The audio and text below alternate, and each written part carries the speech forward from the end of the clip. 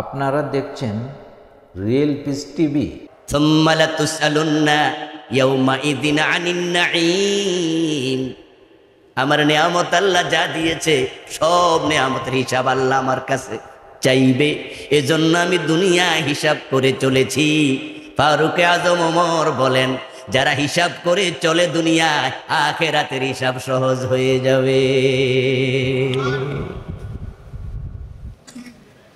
ওই মানুষগুলো সেদিন বিপদে পড়ে যাবে যেই মানুষগুলো মুখ কন্ট্রোল করেনি, পকেট কন্ট্রোল করেনি, নিজের শাহওয়াত কন্ট্রোল করেনি, চাহিদাকে প্রাধান্য দিয়েছে, আমিত্ব অহংকারকে প্রাধান্য দিয়েছে। আল্লাহর সামনে হাজির হওয়া লাগবে উলঙ্গ, এই চিন্তা তার মাথা থেকে ফেলে দিয়েছিল। ওই মানুষগুলো ধরা পড়ে যাবে। প্রশ্ন করলো সাহাবী, হে রাসূল, আমার জন্য সবচেয়ে ভয়ের কারণ কি? আপনি আমার জন্য সবচেয়ে শঙ্কার কারণ কি মনে করেন? কে আমাকে ধ্বংস করে দিতে পারে? একটু বলবেন কি আমার সবচেয়ে বড় দুশমন কে? রাসূলুল্লাহ সাল্লাল্লাহু আলাইহি ওয়াসাল্লাম উনার জিহবা একটু বের করলেন, করে ধরে বললেন, তোমার সবচেয়ে বড় দুশমন তোমার নিজের জিহবা। সূরা বনী ইসরাঈলের 13 এবং 14 নম্বর আয়াতে কারিমাত আল্লাহ তাআলা বলছেন, ওয়া কুল্লু ইনসান, এবং সকল মানুষ, আলজামনাহু, আমি অ্যাটাচ করে দিয়েছি, তায়রাহু ফি উনুকিহ, তার আমলনামার রেকর্ডার তার গর্দানের সাথে। আমি প্রত্যেকটা মানুষের তামাম দুনিয়ার কৃতকর্ম রেকর্ড করার জন্য একটি ক্যামেরা তার গর্দানে ঢুকাইয়া দিছি। ওয়া নুখরিজু লাহু ইয়াউমাল কিয়ামাহ, এবং সেটাকে আমি কিয়ামতের দিন তার গর্দান থেকে বের করব। কিতাবা, বই আকারে, ইয়ালকাহু মানসুরা, সে তা নিজের সামনেই খোলা আকারে পাবে। আমি তার জীবনের সব কিছু রেকর্ড করে একবারে বই আকারে প্রস্তুত করে তার হাতে তুলে দেব। তারপরে বলবো, ইকরা কিতাবাক, এটা তোমার আমলনামা, তুমি আবার পড়ো।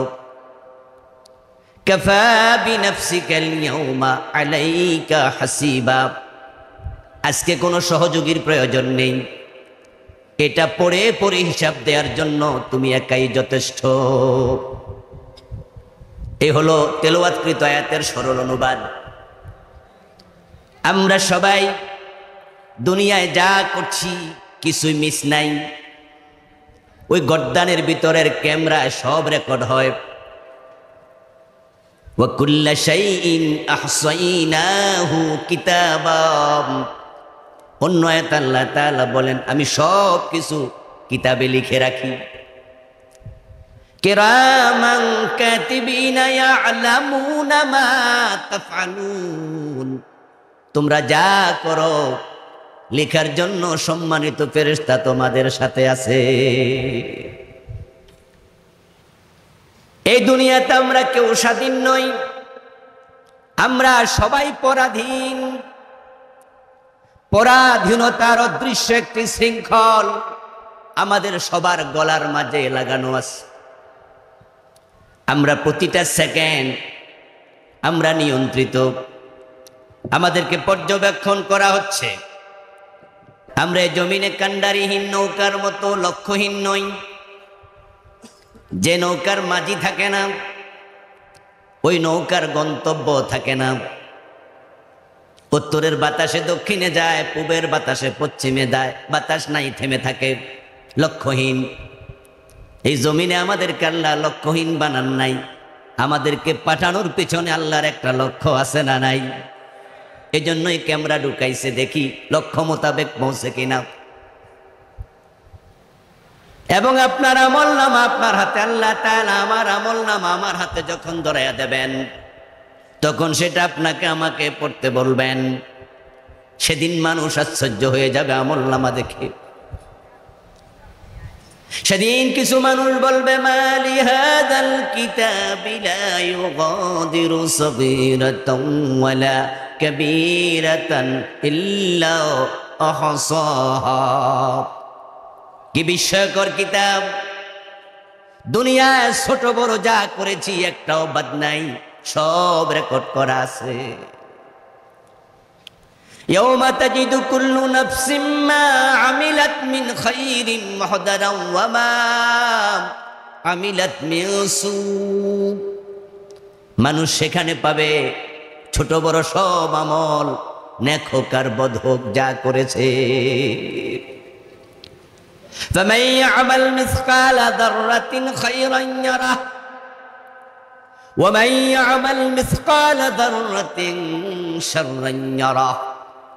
রাস্তায় চলার পথে চোখে দেখলেন একটা কলার ছিলকা পড়ে আছে, মনে মনে ভাবলেন কেউ হোঁচট খেয়ে আছার খেয়ে পড়বে, তাই পা দিয়ে ধাক্কা দিয়ে সরিয়ে দিলেন। খেয়ালই করেন নাই, আনমনে ধাক্কা মারলেন, পড়ে গেল রাস্তার পাশে। এই যে সামান্য ভালো কাজ আপনি করলেন, আপনি ভুলে গেলেন, খেয়াল নাই, কিন্তু আমল নামার রেকর্ডারে নের পাল্লায়, নেকের পাল্লায় সেটাও রেকর্ড হয়ে গেছে।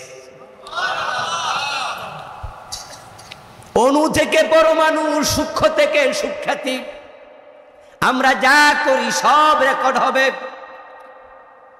ইভেন আপনার দুই ঠোঁটের মাঝখান থেকে যেই কথাগুলো বের হবে, পাশের জন যদি নাও শোনে, এত ছোট করে বলেছেন, সেটাও আমল নামায় রেকর্ড হবে। এই ক্যামেরা এতটা পাওয়ারফুল, এতটা শক্তিশালী।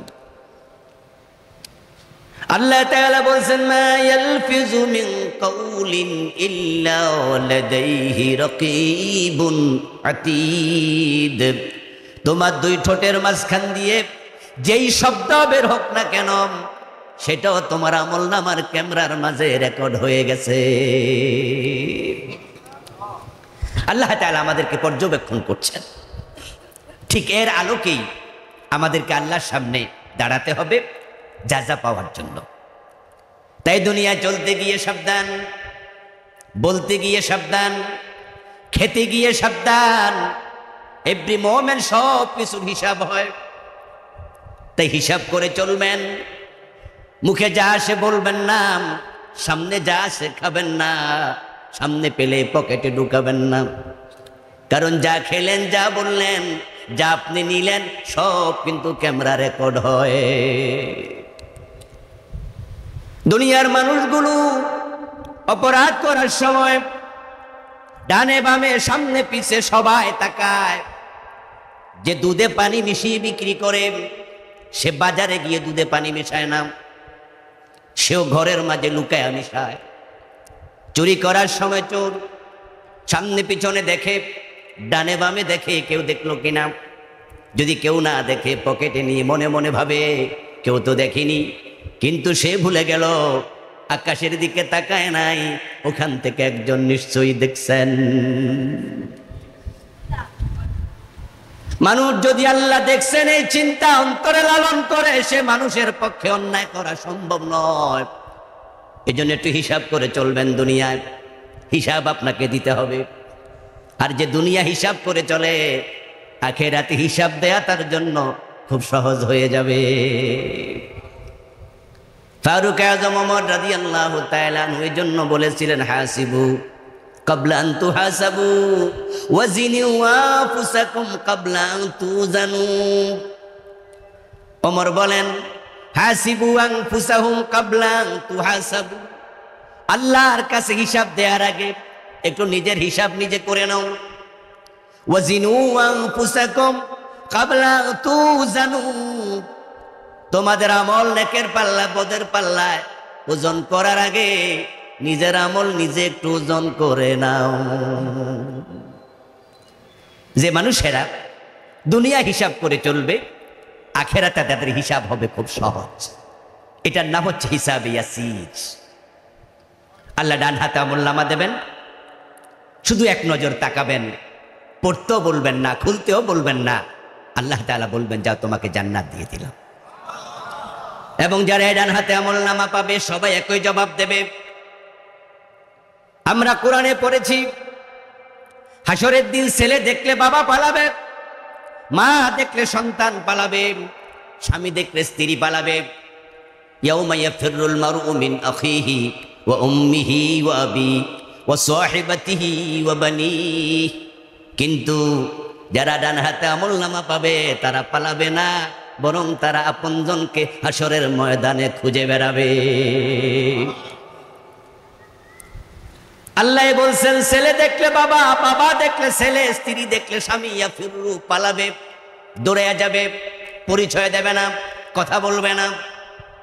কিন্তু সে আল্লাহ বলেন ওয়াম্মা মান উতিয়া কিতাবাহু বিয়ামিনিহি ফাসাউফা ইউহাসাবু হিসাবান ইয়াসীরা ওয়া ইয়ানকালিবু ইলা আহলিহি মাসরুরা।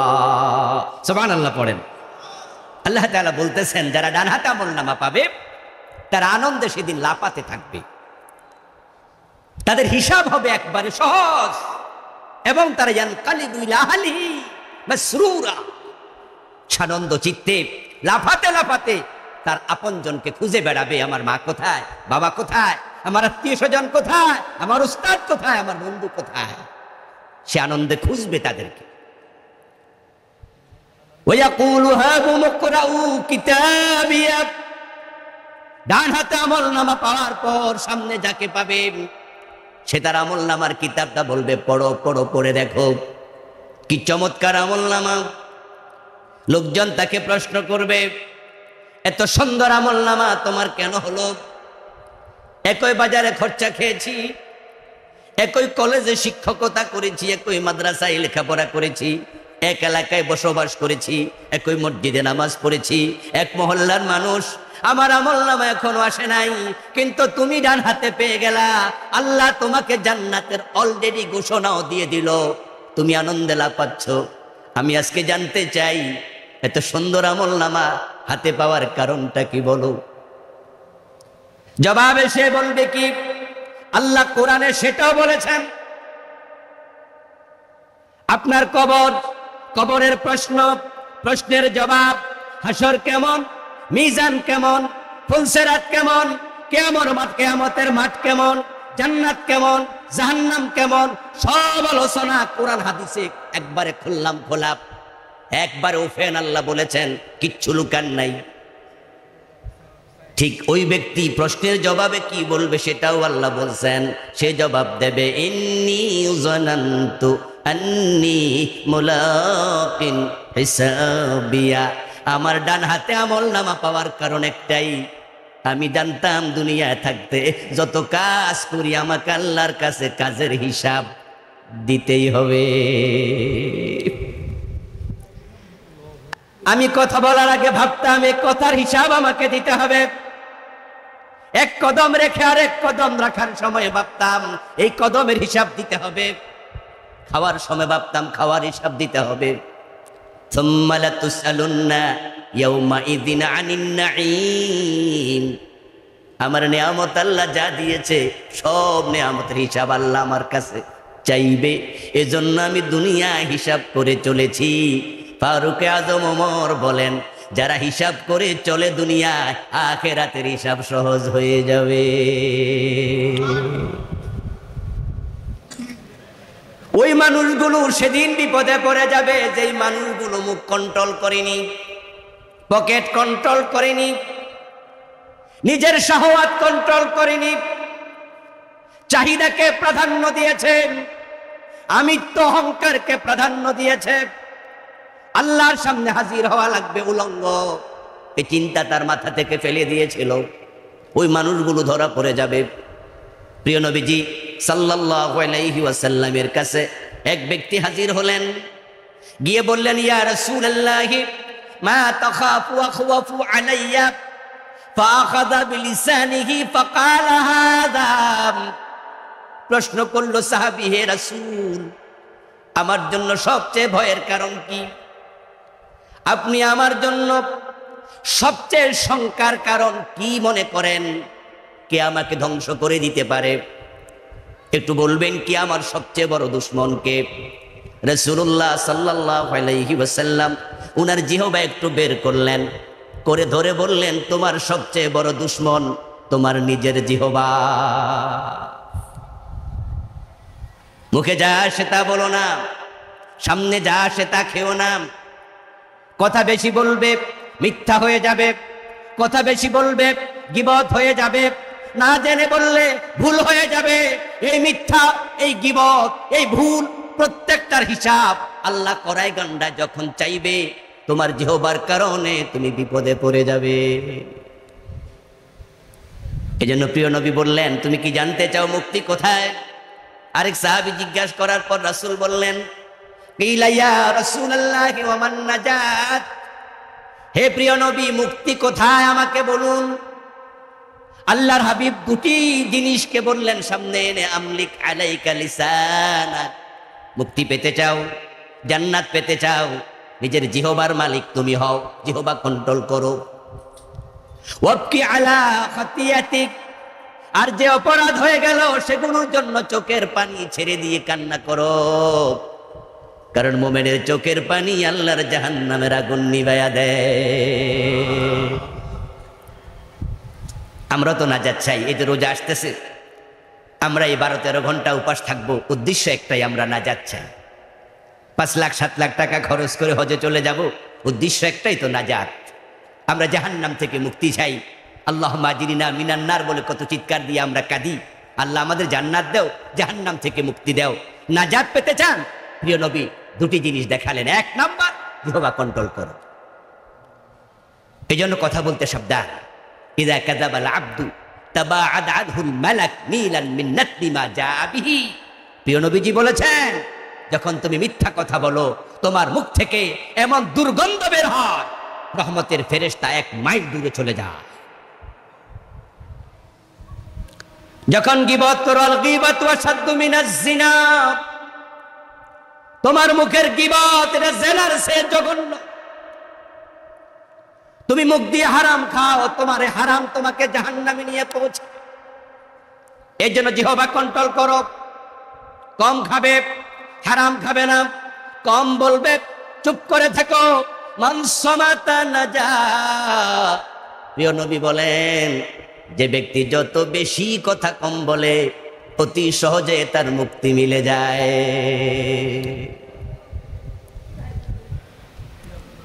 আল্লাহ তাআলা মানুষকে কথা বলার জন্য জিহবা দিয়েছেন কয়টা? কথা বলুন, জবান কয়টা? শোনার জন্য কান দিয়েছেন কয়টা?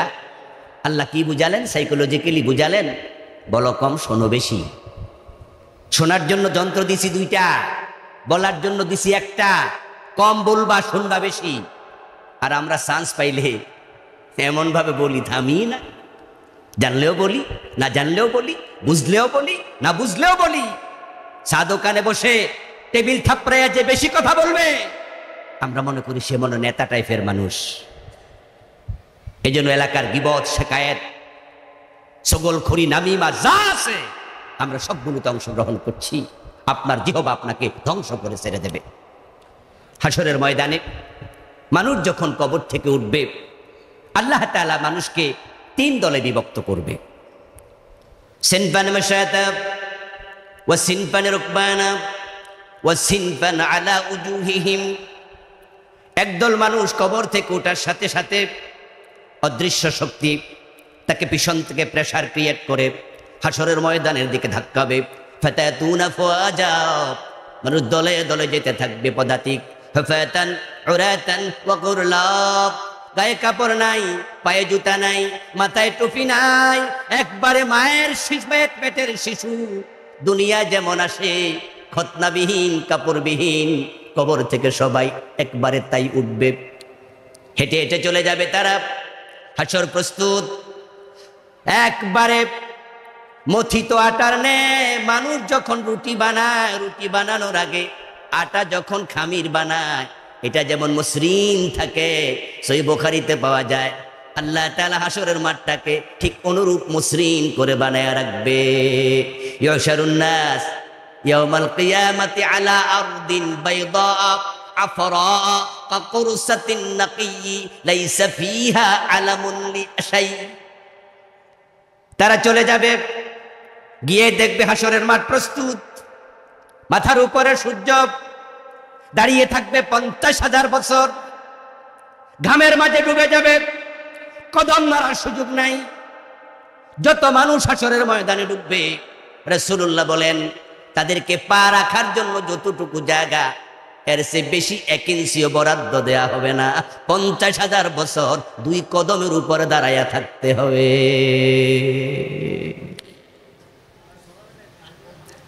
তারুজুল মালাইকাতু ওয়ার রূহু ইলাইহি ফি ইয়াউমিন কানা মিকদারুহু 50,000 সানা। এটা কোরআনের আয়াত। 50,000 বছর। تدنى الشمس يوم القيامة من الخلق حتى تكون كمقدار ميل فيكون الناس على قدر أعمالهم في العرق فمنهم من يكون إلى كعبيه ومنهم من يكون إلى حقبيه ومنهم من يكون إلى ركبيه ومنهم من يلجم العرق إلجاما رواه مسلم। প্রিয় নবীজি বলছেন তারা হাসরের মাঠে ঢুকলো, সূর্য মাথার উপর থেকে তাপ দেবে, গা থেকে ঘাম বের হবে, কারো কারো ঘাম টাকনুগিরা ডুবে যাবে, কারো কারো ঘাম রুকবাতাইহি হাঁটু ডুবে যাবে, কারো কারো ঘাম হাকবাইহি কোমর ডুবে যাবে, ওমিনহুম মাইয়ুলজিমুল আরাকু ইলজামা, কারো কারো ঘাম তার মাথা পার হয়ে যাবে। এখান থেকে সূর্যের দূরত্ব 9,30,00,000 মাইল। ওখান থেকে তাপ আসে দুনিয়ায় মাত্র সামান্য। আমাদের বাংলাদেশে গরমকালে 37-38 ডিগ্রি সেলসিয়াস, অথচ সূর্যের ভিতরে তাপমাত্রা আছে 1,40,00,000 ডিগ্রি সেলসিয়াস। ওই সামান্য তাপ আসে, এই 38-40 ডিগ্রি। সৌদি আরবে মরুভূমিতে 50, 55, 60, 65 ডিগ্রি, বালিগুলো গরম হয়ে যায়। বাংলাদেশে চৈত্র মাসে কুয়ার পানি পর্যন্ত গরম হয়ে যায়, কুকুরগুলো জিহবা বের করে হাঁপায়। টিনের ঘরে মানুষ বসতে পারে না দুপুর বেলায়, গাছতলা গিয়ে তাল পাকা দিয়া বাতাস করে। মাত্র তাপমাত্রা 38-40, আর সূর্যের ভিতরে 1,40,00,000 ডিগ্রি। ওই সূর্য মাথার উপর থেকে তাপ দিলে তোমার পায়ের তলা, হাঁটুর তলা, গলার তলার ঘাম গরম পানির মতো উতরাবে। 50,000 বছর 1 সেকেন্ডের জন্য থামবে না, ওই পানিতে দাঁড়িয়ে থাকা লাগবে। ওয়াসিনফান রুকবানাম, আরেক দল মানুষ বড়ই সৌভাগ্যবান, তারা কবর থেকে উঠেই দেখবে কবরের পারে জান্নাতের গাড়ি দাঁড়ায় আছে। আল্লাহ তাদেরকে রিসিভ করার জন্য ফেরেশতা পাঠাইয়া দিচ্ছে। কবর থেকে ওঠার সাথে সাথে ফেরেশতা জান্নাতের গাড়িতে তুলবে, ফুলে ফুলে বরণ করে নেবে, লাল গালিচার সংবর্ধনা দেবে, আহলান সাহলান মারহাবান বলে বলে সম্মান দিয়া ওই গাড়ি চালাইতে চালাইতে সরাসরি আল্লাহর আরশের নিচে নিয়ে থামবে। এমন মানুষ হবে 8 গ্রুপ। একটি হাদিসে পাওয়া যায় 7 সাবআতুন ইউযিল্লুহুমুল্লাহু ফি যিল্লিহি ইয়াওমা লা যিল্লা ইল্লা যিল্লুহু। এই হাদিসে পাওয়া যায় 7। আরেকটি হাদিসে পাওয়া যায় ভিন্ন আরেক। মোট 8 দল মানুষ আর যে আরশে আজিমের নিচে থাকবে, যাদেরকে ডান হাতে আমলনামা দেয়া হবে, তাদের হিসাবটাই হবে সহজ, যাকে হিসাবে ইয়াসির বলে। ফাসাউফা ইউহাসাবু হিসাবান ইয়াসিরা। এই আয়াতে কারিমা যখন নাজিল হলো, প্রিয় নবী সাল্লাল্লাহু আলাইহি ওয়াসাল্লাম নামাজের সিজদায় গিয়া আল্লাহর কাছে দোয়া করতে শুরু করলেন, আল্লাহুম্মা হাসিবনি হিসাবান ইয়াসিরা। আল্লাহ, তুমি যে বললা সহজে হিসাব নিবা, সেদিন আমি নবী মুহাম্মদ আমার হিসাবটা তুমি সহজ করে নিও। মা আয়েশা বলেন, সামিতুন নাবিয়্যা সাল্লাল্লাহু আলাইহি ওয়াসাল্লাম ইয়াকুলু ফি বা'দি সালাতিহি আল্লাহুম্মা হাসিবনি হিসাবান ইয়াসীরা ফাকুলতু ইয়া রাসূলাল্লাহি ওয়া মাল হিসাবুল ইয়াসীর ফাকালা ইয়ানজুরা ফি কিতাবিহি ফায়াতাজাওয়াজ আনহু ফাইন্নাহু মান নুকিশা হালাকা ফাইন্নাহু মান নুকিশা উযিব। মা আয়েশা বলছেন, আমি রাসূলকে শুনলাম নামাজের সিজদায় তিনি দোয়া করছেন, আল্লাহ আবার সহজ হিসাব নিও। সালাম ফিরালেন, প্রশ্ন করলাম, হে প্রিয় নবী, হিসাব আবার সহজ কেমনে? আপনি যে দোয়া করলেন আমি শুনলাম। প্রিয় নবী বলে, আয়েশা শোনো, সহজ হিসাব মানে হলো আল্লাহ আমলনামা হাতে দেবে কিছু মানুষের, খুলতেও বলবেন না, পড়তেও বলবেন না, শুধু এক নজর তাকায় বলবেন যা যা তোরে জান্নাত দিলাম। কারণ যাকে বলবেন হিসাব দে তার উপায় নাই। এই হলো দ্বিতীয় গ্রুপ, সৌভাগ্যবান। 3 নাম্বার যাদের কথা থেকে আমি হাদিসে এসেছি, ওই মানুষ যারা মুখের হেফাজত করে নাই। আমার আলোচনার আজকেই কেন্দ্রিকে ছিল, এই হলো তৃতীয় গ্রুপ। রাসূলুল্লাহ বলেন তারা কবর থেকে ওঠার সাথে সাথে তাদের পা চলে যাবে উপরে, মাথা চলে যাবে নিচে। আল্লাহ তাদের মাথাটা উল্টায়া তার মুখের উপরে হাঁটাবে। وَصِنْفًا عَلَى وُجُوهِهِمْ قِيلَ يَا رَسُولَ اللَّهِ كَيْفَ يَمْشُونَ عَلَى وُجُوهِهِمْ فقال النبي صلى الله عليه وسلم إن الذي أمشاهم على أقدامهم قادر على أن يمشيهم على وجوههم। সাহাবারা প্রশ্ন করলে, আল্লাহর নবী, মানুষ তো দুনিয়ায় পায়ের উপরে হাঁটে, কিন্তু মানুষ মুখের উপরে হাঁটবে, এটা কেমনে সম্ভব? রাসূলুল্লাহ জবাব দেন, যে আল্লাহ পায়ের উপরে হাঁটান, মুখের উপরে হাঁটানোর ক্ষমতাও তার আছে। পা যদি উপরে যায়, মাথা নিচে যায়, তাহলে মাথার উপরে হাঁটার কথা, মুখের উপরে হাঁটবে কেন? রাসূল বলেননি ইয়ামশুনা আলা রুউসিহিম, তারা মাথার উপরে হাঁটবে বলেননি, বলেছেন আলা উজুহিহিম, চেহারার উপরে হাঁটবে, মাথাটা বাঁকা করে দেবে। এর কারণ অপরাধ মানুষ যা করে অধিকাংশ মুখ দিয়ে করে। হারাম খায় কি দিয়ে? মিথ্যা বলে কি দিয়ে? গীবত করে কি দিয়ে? পরনিন্দা, পরচর্চা, সকলখড়ি, আদালতে দাঁড়ায়া মিথ্যা সাক্ষী দেয়, এমন লোক আছে না নাই? ওর মিথ্যা সাক্ষীর কারণে একজনের বৈধ জমি বেহাত হয়ে যায়। মিথ্যা সাক্ষী দেওয়ার কারণে বিনা দোষে জেলখানার কয়েদি হয়ে যায়। মিথ্যা সাক্ষীর কারণে ফাঁসি পর্যন্ত হয়, এমন ঘটনা আছে না নাই? তুমি 10,000 টাকা 20,000 টাকার নিকট বিক্রি হয়ে গেছে, এই ঠোঁট দিয়ে তুমি আকাম করেছ, এই জন্য আল্লাহ তোমাকে উল্টায় ঠোঁটের উপরে হাঁটাবে, মুখের উপরে হাঁটাবে। দোস্ত বড় সাবধান, বড় সাবধান। এ দুনিয়া আমাদের শেষ জায়গা নয়, আমাদেরকে আল্লাহর কাছে হাজির হওয়া লাগবে। তাই সাবধানে যারা চলবে তাদের আখেরাত সুন্দর হবে। আল্লাহ উত্তম আখেরাত গঠন করার মানুষই দুনিয়ায় সতর্কভাবে চলার তৌফিক আমাদের দান করুন বলি আমিন। হাযা মা ইনদি ওয়াল ইলমু ইনদাল্লাহ আলাইহি তাওয়াক্কালতু ওয়া ইলাইহি উনীব। আল্লাহ হাফিজ।